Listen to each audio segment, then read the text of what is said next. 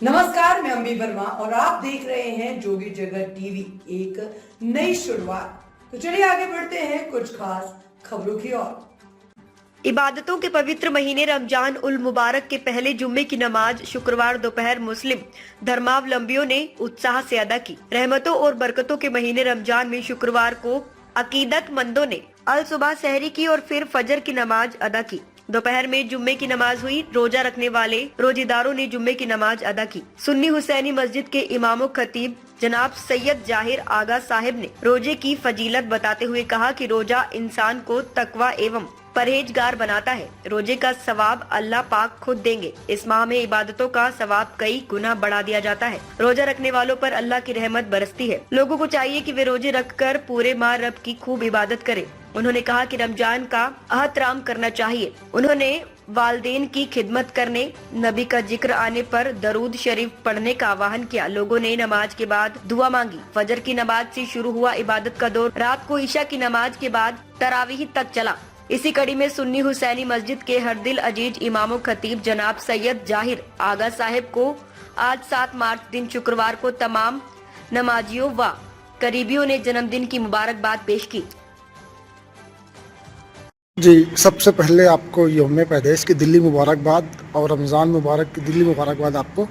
और आज पहला रमज़ान का पहला जुमा था, थोड़ा सा रोशनी डालेंगे, बताएंगे आज की फजीलत। बिस्मिल्लाहिर्रहमानिर्रहीम। सबसे पहले आपने जो मुबारकबाद दी है यौम पैदाइश की, अल्लाह आपकी इसे खुलूस को मोहब्बत को अपनी बारगाह में कबूल फरमाए। अल्हम्दुलिल्लाह, रमज़ान मुबारक के इस साल के ये पहला जुमात मुबारक आज अदा किया गया है। जुमात मुबारक की तो बड़ी फजीलतें हैं कि हुज़ूर अकरम सल्लल्लाहु अलैहि वसल्लम ने इरशाद फरमाया कि जुमा मोमिनों के लिए ईद का दिन है। और सबसे बड़ी खुशी की बात यह है कि अल्लाह ने हमको रमज़ान का ये मुबारक महीना अता किया है।